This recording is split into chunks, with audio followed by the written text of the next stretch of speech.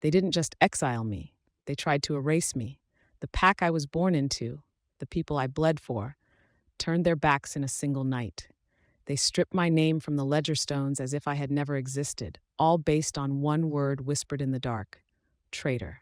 There was no trial, there was no mercy, just the cold, hard realization that fear is stronger than loyalty, and my own alpha was too weak to stand for the truth. I was marched to the border at dawn and left with nothing but the clothes on my back and the shattered remains of my pack bond. They expected the wilderness to swallow me. They thought that by taking my home, they were taking my power. They were wrong. They didn't take my power. They just removed the only thing holding it back. I didn't die in the frozen wastes. I was found by a king who doesn't care about the lies of small-town alphas. He didn't see a traitor. He saw a leader whose spine wouldn't bend, even when the world tried to break it. He didn't just offer me a place to hide. He offered me a throne. If you've ever been blamed for something you didn't do, if you've been discarded by people who were supposed to have your back, stay with me, because the pack that erased my name is about to find out that you can't exile a storm. You can only wait for it to come back. And this time, I'm not coming back to beg for a place at their table. I'm coming back to show them what a real queen looks like. And if you love stories of exile, revenge, and unexpected crowns, subscribe now. This story doesn't just burn bridges, it builds empires. She remembered the night clearly, not because of the shouting, not because of the accusation, but because of how quiet her pack became once the decision was made.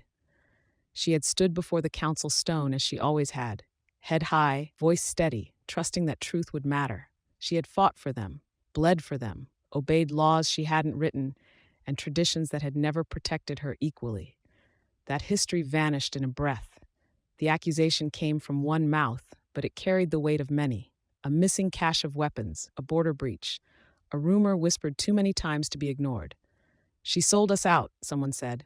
"No," she replied calmly. "I didn't." The Alpha didn't ask for proof. He didn't ask for explanation. He looked at the elders, saw fear reflected back at him, and chose unity over justice. That was the moment she understood. Belonging was conditional. They voted quickly. Exile was the compromise between execution and mercy. She was allowed to live, just not among them. The guards escorted her to the border in silence, avoiding her gaze as if shame were contagious. Her wolf paced violently beneath her skin, confused and furious, snapping at the edges of her restraint. "They're wrong," her wolf snarled. "I know," she whispered back. The boundary stones loomed ahead, ancient and unforgiving. As she stepped forward, the land rejected her scent, a sharp, searing pain tearing through her chest as the bond with her pack severed. She collapsed to one knee, breath ragged, vision blurring. Behind her, no one spoke. No one followed. When she finally pushed herself up and crossed fully into the wildlands, the night swallowed her whole. She walked until her legs trembled, then farther still. Pride carried her when strength failed. Rage kept her upright when grief threatened to fold her in half. She did not cry, not yet. Dawn found her collapsed beneath a dead oak, frost clinging to her cloak. Her wolf curled inward, wounded but alive, burning with a promise she didn't yet understand. "We survive," the wolf said. "Yes," she breathed, "we survive." What she didn't know was that survival was only the first step. Miles away, in a kingdom carved of stone and old blood, an alpha king stood before his council as tremors rippled through the land. He felt it, an imbalance sharp enough to steal his breath. "Something's changed," he murmured. The advisors exchanged uneasy glances. "A pack has cast out one of its own," the Alpha King continued, eyes narrowing, "and the land is not pleased." Power shifted beneath his feet, subtle but unmistakable. A throne built on conquest alone always sensed when something worth claiming or honoring entered the world. He turned toward the western horizon, instincts sharpening. "Find her," he ordered quietly, "not to hunt, not to dominate, to offer. Because a woman exiled unjustly carries a dangerous thing, the will to rebuild everything that was taken from her. And when she arrived at his gates, broken but unbowed, the Alpha King would not give her shelter. He would give her something far more dangerous, a throne. She did not know how long she walked after crossing the boundary. Time blurred into instinct, step after step driven by the raw need to put distance between herself and the land that had rejected her. The wildlands were harsher than pack territory, stripped of patrol paths and scent markers. Every sound carried farther. Every mistake carried consequence. By the time the sun climbed fully into the sky, her legs shook with exhaustion. She stopped only when her wolf forced her to. "Rest," it growled, "or we fall." She found a shallow ravine sheltered by jagged stone and slid down its side, pressing her back against the cold rock. Her breath came ragged, chest burning from more than exertion. The severing of her pack bond still throbbed beneath her ribs, a dull ache that reminded her relentlessly of what had been taken. Not her home, her identity. She had been many things within the pack: hunter, guard, problem solver, the one sent where others hesitated. She had never been soft, never reckless, never disloyal, and yet loyalty had not saved her. Her hands curled into fists as anger finally broke through the numbness. "Cowards," she muttered into the empty ravine. "All of them." Her wolf snarled in agreement, pacing restlessly beneath her skin. "They chose fear," it said. "We choose survival." She pushed herself upright and forced her mind to work. Survival required more than rage. She inventoried what she had: knife at her belt, torn cloak, no food, no water beyond what she could find. Winter still clung to the edges of the land. Nights would kill the careless. She moved again, slower now, more deliberate. By dusk, she reached higher ground, where the forest thinned into wind-carved stone. From there, she could see far across the valley, untamed lands stretching toward distant mountains crowned with cloud. No pack banners, no boundaries, freedom, raw and unforgiving. She built a small fire using deadwood and flint, hands steady despite fatigue. The familiar motions calmed her, grounding her in skill rather than loss. When flames finally caught, she exhaled slowly. That was when she felt it. Not threat, attention. Her spine stiffened as a pressure brushed against her awareness, controlled, distant, powerful. Not the chaotic hunger of rogues, not the territorial aggression of border scouts. Royal. She rose slowly, fingers drifting toward her knife. A figure stood at the edge of the firelight, tall and broad-shouldered, cloak dark against the stone. He made no attempt to hide his presence, yet he had approached without sound. Alpha King. She knew it instinctively. "You're far from your territory," she said, voice level despite the tension coiling in her gut. His gaze held hers, sharp but not cruel. Gold flecked the dark of his eyes, reflecting firelight like embers banked behind iron. Power radiated from him, not the brittle dominance of insecure rulers, but something heavier, enduring. "So are you," he replied calmly. She did not lower her gaze. "Did they send you?" she asked, "to finish what they were too afraid to do themselves?" A flicker crossed his expression, something like disdain. "No," he said, "they don't even know I'm here." That alone unsettled her. "Then why follow me?" she demanded. "I felt the land react when your pack exiled you," he answered. A wrong done loudly enough to echo. Her breath hitched despite her effort to remain unmoved. "You don't know anything about me," she said. "I know injustice when I feel it," he replied, "and I know strength when it's discarded." Silence stretched between them, crackling with tension rather than threat. "My name is not yours to claim," she said sharply. "I didn't ask for it," he answered. "I came to offer you something." She laughed bitterly. "Offers come with chains." "Not this one," he said. "You were cast out with nothing. I offer you shelter, protection, and choice." Her wolf stirred, wary but curious. "Listen," it urged. She studied him carefully now, noting the absence of coercion in his stance, the deliberate distance he maintained from the firelight. He could have stepped closer. He hadn't. "And what do you get?" she asked. His gaze did not waver. "Truth and time. To decide whether you walk away," he continued, "or step into something larger than the pack that betrayed you." Her pulse quickened, not with fear but possibility. "I don't kneel," she said. "Good," the Alpha King replied. "Neither do queens." The words struck like thunder. She said nothing, watching him retreat into the darkness as quietly as he had arrived. "Think on it," his voice carried back. "I'll return at dawn." When silence reclaimed the ravine, she sank back beside the fire, heart pounding. A throne. She almost laughed at the audacity of it, and yet, deep beneath the anger and grief, something dangerous stirred. Not vengeance, ambition. She did not sleep. The fire burned low as night deepened, embers pulsing softly while her thoughts circled like wolves testing a boundary. Every time she closed her eyes, she saw the council stone, the Alpha's averted gaze. the way the boundary stones had rejected her scent as if she were a lie spoken too often, and layered beneath it all, the Alpha King's voice. Shelter, choice, truth. Her wolf paced restlessly, tail flicking in agitation. He is dangerous, it warned. Yes, she whispered, so was staying. Dawn crept slowly over the valley, pale light washing frost from stone. When she finally rose, muscles stiff and aching, the fire was nothing but ash.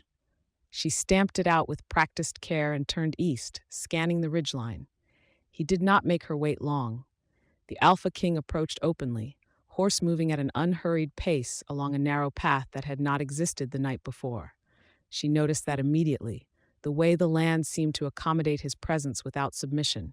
He stopped several lengths away and dismounted, reins looped loosely over his arm. "You decided to hear me out," he said, not a question. "I decided to see if you were real," she replied. A faint smile touched his mouth. "Fair." She crossed her arms. "Say I go with you. What then?" "No oath," he said. "No bond. No claim made in secret." Her jaw tightened. "And publicly?" "Publicly," he continued. "You would be under my protection. Nothing more, unless you decide otherwise." The emphasis was deliberate. She searched his face for deception and found none, only patience and something like restrained anticipation. "My pack accused me of betrayal," she said. "If I step into your territory, they'll call it proof." "Let them," he replied. "Truth survives rumor." Her wolf bristled. "Kings lie." "Yes," she said aloud. "They do." He nodded. "So do packs." The blunt honesty caught her off guard. "What do you really want from me?" she asked. He met her gaze steadily. "I want a throne strengthened by someone who understands loss, not someone who's never been tested." She exhaled slowly. "And if I say no?" "Then I leave," he said simply, "and you survive however you choose." Choice again. It was almost unfamiliar. She turned toward the valley, weighing distance, risk, pride. Going alone meant hardship, but it also meant proving something to herself. Going with him meant stepping into politics, power, and visibility she had never asked for, but she had also never asked to be exiled. "When we arrive," she said carefully, "I don't want whispers behind my back." "You won't get them," he replied. "My court does not survive on secrecy." She scoffed. "Every court does." "Mine survives on confrontation," he said. "You'll see." She hesitated only a heartbeat longer, then nodded once. "I'll come," she said, "on my terms." His smile was slow and respectful, as it should be. The journey took 2 days. They rode through lands that bore the marks of old wars. Stone walls collapsed and rebuilt, watchtowers grown over with ivy. The Alpha King did not fill the silence with persuasion. He answered when she asked, and otherwise allowed space. That alone told her much. When they crested the final hill, she saw it. The stronghold was carved into the mountainside, stone rising in layered terraces crowned with banners of deep midnight blue. The land around it thrummed with restrained power, wards old and well-maintained, not oppressive but alert. "This is your kingdom," she said quietly. "Our kingdom." He corrected, then paused. "If you choose to stay." As they passed through the gates, the guards did not sneer. They watched, measured, respected. Whispers still followed her, but not with contempt, with curiosity. At the heart of the keep, the Alpha King stopped before a raised dais, not a throne room, she realized, but a council hall. "This is where decisions are made," he said. "I won't hide you." Her spine straightened. Good. The advisors arrived one by one, eyes sharp, minds clearly honed by necessity rather than tradition alone. She felt their scrutiny like weight, but not dismissal. "This is the woman I told you about," the Alpha King said simply. "She comes by choice, she stays by choice, and she speaks freely." A murmur rippled. One advisor stepped forward. "Exile follows accusation. Accusation follows weakness." Her gaze snapped to him. "Then you should worry," she said evenly, "because you're wrong twice." Silence followed, then a low, surprised chuckle from the Alpha King. "She'll do," he said. For the first time since her exile, she felt it, not safety, ground, and beneath it, the faintest outline of something dangerous and new. A throne not taken by force, but offered and not yet claimed. The first week inside the Alpha King's stronghold taught her a brutal truth. Power did not soften when offered freely. It tested. She felt it in the way eyes tracked her through the corridors, not with hunger, not with dismissal, but calculation. Every movement she made was noted, every silence interpreted, every word weighed against unseen scales. She welcomed it. better scrutiny than erasure. The Alpha King did not assign her quarters near his own. That mattered. Instead, she was given rooms overlooking the inner courtyard, close enough to hear training drills at dawn and council debates at dusk.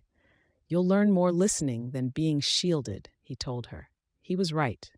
She listened. She learned which advisors spoke for stability and which spoke for dominance disguised as order.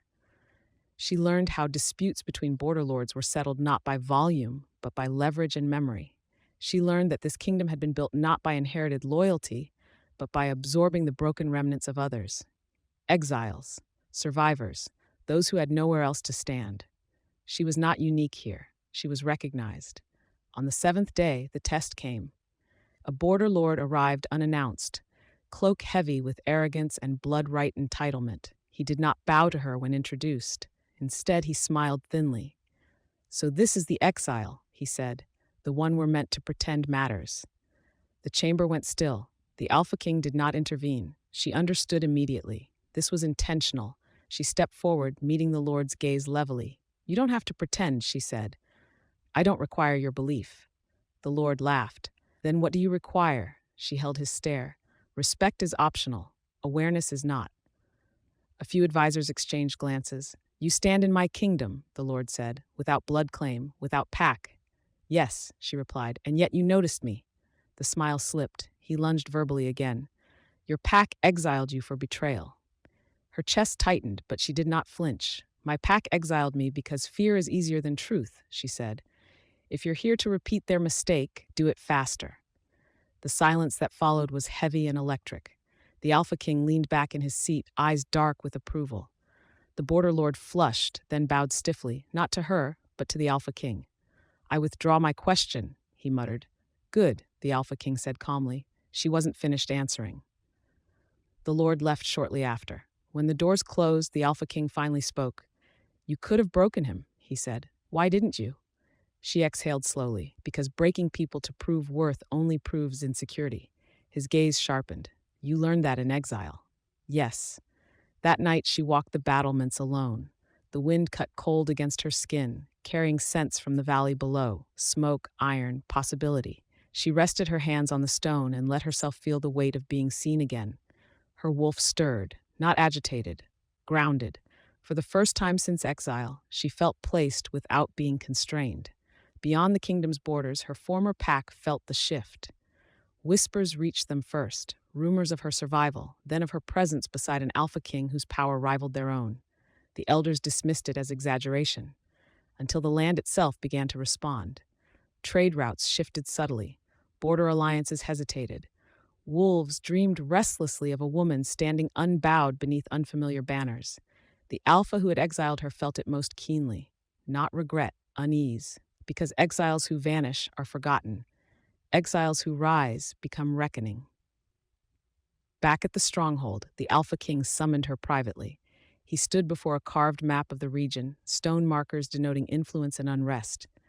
"They'll come for you," he said without preamble. "I know," she replied. "Some will demand explanation, some will demand submission, and some will demand blood," she finished. He nodded. "I won't hide you," he said, "but I won't push you forward either." She turned to face him. "You offered me a throne." "I offered you the possibility of one," he corrected. "Earned, not imposed." Her heartbeat quickened, not with fear, with resolve. "Then let them come," she said. "I won't be erased twice." The Alpha King studied her for a long moment, then inclined his head. "Good," he said, "because this kingdom was never meant to be ruled by one voice alone." As she left the chamber, she understood the truth fully now. Her exile had stripped her of a pack, but it had prepared her to stand where power required more than obedience. And when the first challenge arrived, it would not be her downfall. It would be her coronation. The challenge did not come as violence. It came as legitimacy. A formal delegation arrived at midday, 3 alphas bound by treaty and old blood rights, cloaks heavy with symbols of authority. They requested counsel, not audience, and the distinction was deliberate. They did not come to see her. They came to test whether the Alpha King would still choose her when pressured. She understood that the moment she entered the chamber, the air was tense but controlled. Advisors lined the stone table, faces carefully neutral. The Alpha King sat at the head, posture relaxed, eyes alert. You've taken in an exile, one alpha said without preamble, a dangerous precedent. She came by choice, the Alpha King replied evenly, as do all who stand here. Choice disrupts order, another alpha countered. Packs survive on obedience. She stepped forward before the Alpha King could respond. No, she said calmly, they survive on trust. Obedience just delays collapse. The visiting alphas turned toward her, surprise flickering across their features. You speak boldly for one without standing, the first alpha said. I speak accurately, she replied. Standing doesn't make truth. Murmurs rippled around the table. The Alpha King watched silently. This woman's pack accused her of betrayal, a third alpha said. Exiled her without proof. If you elevate her, you legitimize treason. Her jaw tightened, but her voice did not waver. If exile is proof of guilt, she said, then every ruler here has failed at least one loyal wolf. Silence slammed into the chamber. The Alpha King leaned forward slightly. Enough, he said. You came to test my resolve. You have your answer. And if we refuse alliance, the first Alpha demanded. Then you leave, the Alpha King said simply, as guests. The delegation rose stiffly, faces tight with calculation. They bowed, shallow, obligatory, and departed without another word. When the doors closed, the room exhaled. One advisor shook his head. They'll spread this. Let them, the Alpha King replied. He turned to her. You didn't flinch. She shrugged. They wanted me small. And you refused, he said quietly. That night, unrest rippled outward. Border packs shifted patrols. Messengers ran harder. Rumors sharpened, no longer about survival, but about power realignment. She felt it settling into place. This was no longer about shelter. It was about claiming space without asking permission. The attack came at dawn 2 days later, not on the stronghold, on her name. A missive arrived bearing her former pack's seal, delivered openly to the Alpha King's gate. The accusation was renewed, expanded, weaponized. She betrayed us to gain favor, the letter read. Now she hides behind another throne. The Alpha King handed her the letter without comment. She read it once, then burned it. They're afraid, she said quietly. Yes, he agreed, because your silence didn't erase you. That afternoon, she asked for the council floor. Every advisor froze. The Alpha King studied her carefully. Are you sure? Yes. The chamber filled quickly. Advisors, captains, stewards, witnesses. She stood at the center, unadorned, unintroduced. I was exiled, she said plainly. Not for betrayal, for convenience. A ripple moved through the room. My pack chose fear over truth. That is their burden to carry, not mine. She met each gaze in turn. I did not come here to replace one hierarchy with another. I came because survival taught me what loyalty costs and what it's worth. Silence followed. Then one advisor bowed, then another. Not submission, recognition. When the chamber emptied, the Alpha King remained. You didn't ask permission, he said. No, she replied. I claimed responsibility. He smiled slowly. That's the difference between power and rule. Later that night, he took her to the highest terrace overlooking the kingdom. Tomorrow, he said, I'll announce you my equal in governance. Her breath caught. Equal? Yes, he said. Not consort, not symbol, partner. She looked out over the city, lights glowing, lives intertwined, futures uncertain. They'll resist, she said. They already are, he replied. That means it's working. She nodded once. Exile had taken her pack, but standing here now, she understood. What they stripped from her had made room for something far greater.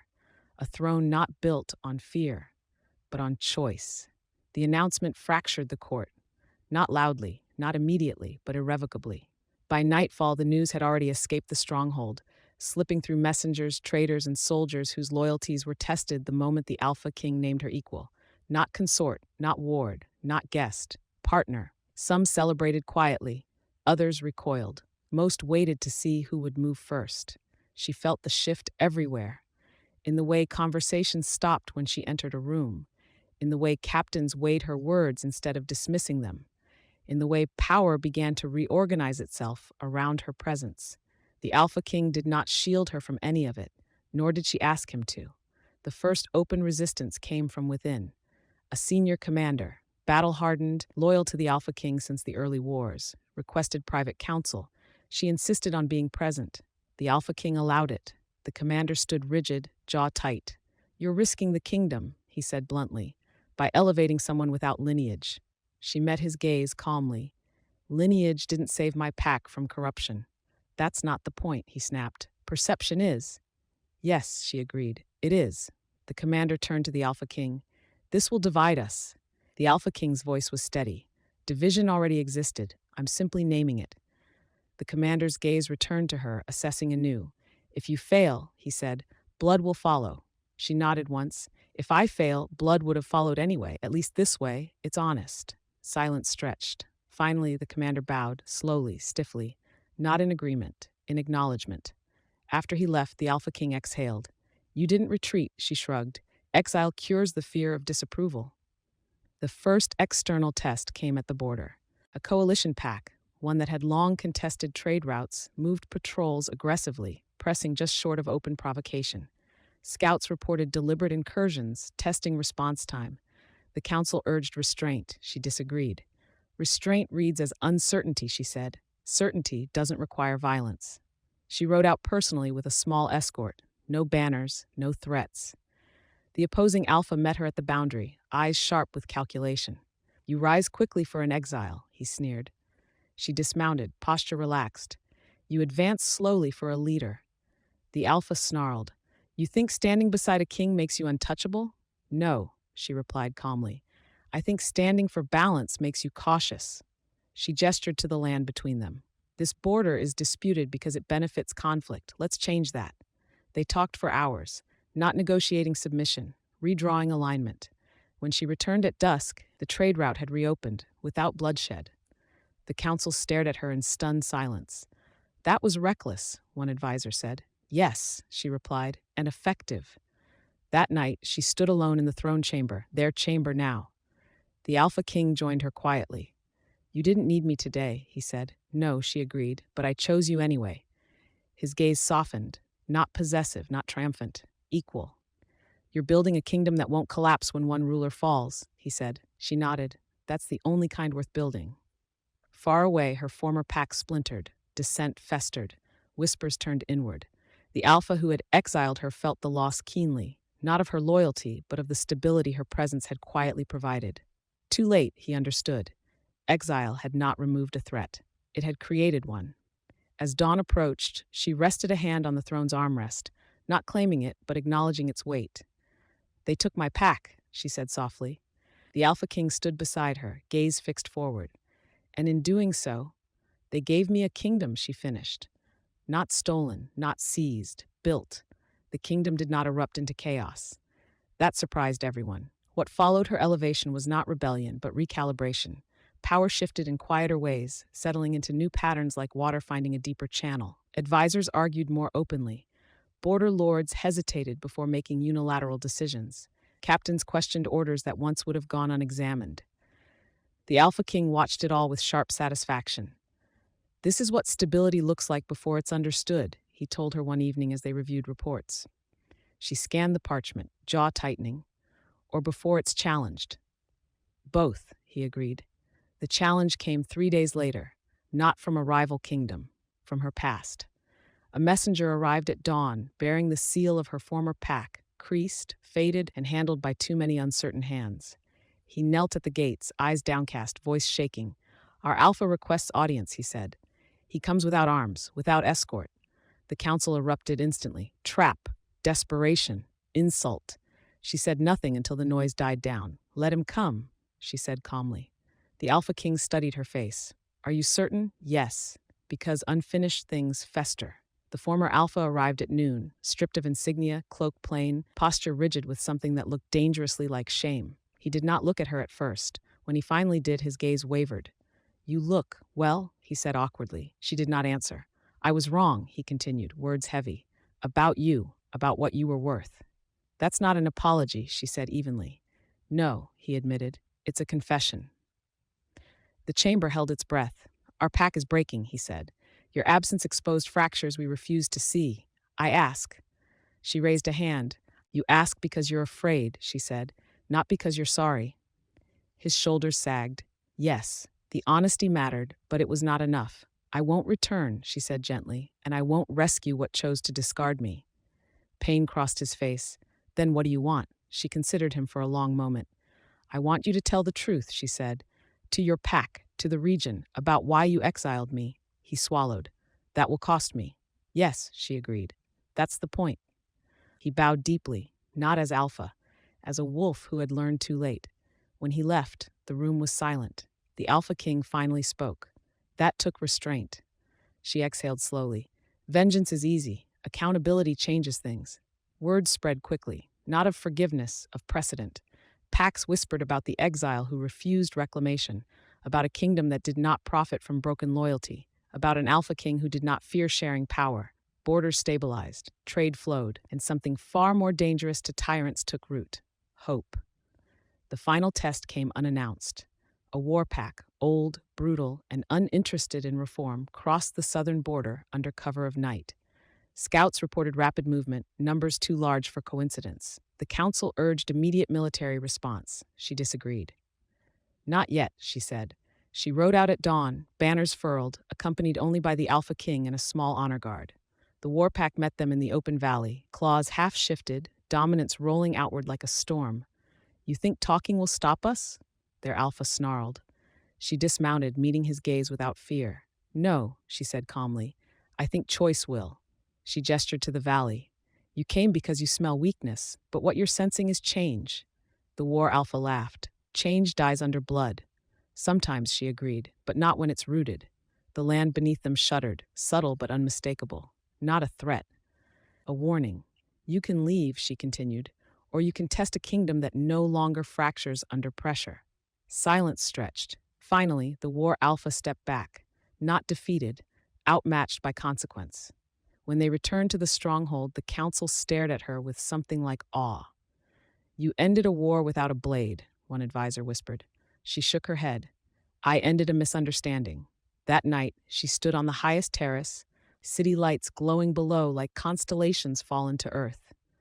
They took my pack, she said softly. The Alpha King stepped beside her and built something stronger in its place. She nodded. Exile had stripped her of belonging, but it had given her vision. And the kingdom was no longer just a refuge, it was hers. The coronation did not happen beneath a roaring crowd. There were no chants, no kneeling masses, no moment of manufactured awe. That, she insisted, would come later, or not at all. Instead, it happened at dawn. The city was still half asleep when she walked into the upper hall where the old throne stood, stone worn smooth by centuries of rulers who had believed power meant elevation above others. Sunlight filtered in through narrow windows, casting long bands of gold across the floor. She stopped several paces short of the throne. The Alpha King stood beside it, not behind, not above, equal ground. This seat was carved for conquest, he said quietly, not for what we're building. She nodded. Then it doesn't need to be replaced. She stepped forward, not onto the throne, but past it, standing before the council ring carved into the floor. The advisors watched in silence as she placed her palm against the stone. I won't rule from above you, she said calmly. I will rule among you. Something shifted in the room. Not rebellion, not shock, alignment. The Alpha King removed the circlet from his own brow, slowly, deliberately, and held it out. This crown is no longer mine alone, he said. It never should have been. She did not take it immediately. Instead, she reached up and rested her hand briefly over his wrist. We carry it, she said. Together.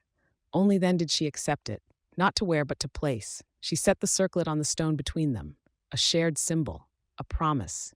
The advisors bowed, not in submission, but acknowledgement. When word spread through the city, there was confusion, then understanding, then something rare. Trust.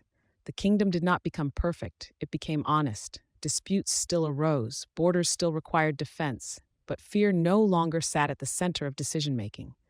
Those who ruled by manipulation found no leverage.